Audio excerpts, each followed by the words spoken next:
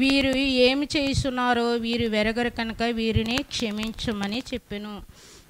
లూకా సువార్త మొదటి మాట 23:34.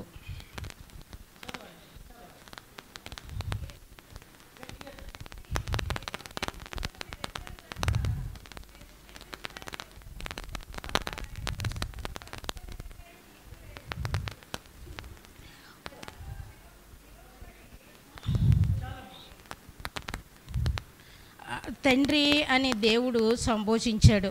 తండ్రి తన కుమారుణ్ణి ఈ లోకానికి పంపించాడు.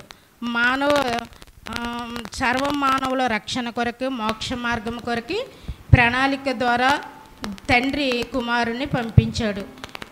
ఈ లోకములో మరి ఎక్కడ పరిశుద్ధుని రక్తము లేదు. మనకి మోక్ష మార్గము కావాలంటే పరిశుద్ధుని రక్తము కావాలి. అందరూ పాపం చేసి దేవుడు అనుగ్రహించే మహిమ పొందలేక ఉన్నాము. తర్వాత కోడి రక్తము, మేక రక్తం, ఏ రక్తము కూడా మనకి పాపక్షమాపణ, మోక్ష మార్గము దొరకదు. కాబట్టి దేవుడు తన పరిశుద్ధుడైన తన కుమారుణ్ణి ఈ లోకానికి పంపించాడు.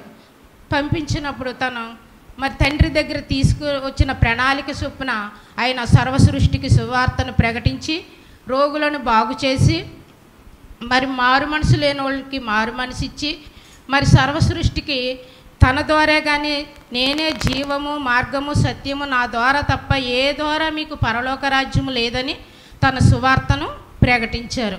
కాబట్టి దేవుడు తన సువార్తను ప్రకటించేటప్పుడు తను ఈ లోకంలోనికి ఎందుకు వచ్చారు, సువార్త ప్రకటించిన తర్వాత ఆయన ప్రణాళిక ఏంటి అని, మరి ఆయన ప్రణాళిక కొరకే ఆయన తిరుగుతున్నారు తప్ప మరి తల్లి ఈ లోక పనులు చేయడము, తల్లి మాట వినడం, మరి తను 3.5 సంవత్సరాలు ఈ లోకంలో ఉన్నప్పుడు దేవుడు ఒక ప్రణాళిక నెరవేర్చాలి. కాబట్టి సర్వ సృష్టికి సువార్తను ప్రకటించి మరి పాపులను, రోగులను బాగు చేసి శిశువులను తయారు చేసి అప్పుడు దేవుడు తన ప్రాణాన్ని కలవరి శిలువలో పెట్టేటప్పుడు మరి వారు దేవుడు చేసిన మంచి లక్షణాలు గ్రహించలేదు.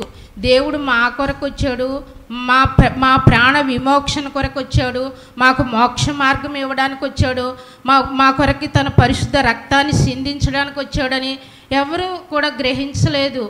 కాబట్టి గ్రహించిన శిశువులు మాత్రము దేవుణ్ణి వెంబడించారనమాట. అందుకని దేవుడు మరి కలవరి శిలువలో ఒకటి తప్ప 40 కొరడాల దెబ్బలు తీసుకెళ్ళేటప్పుడు దూషించారు, తీసుకెళ్ళేటప్పుడు ఉమ్మారు, అపహాసించారు.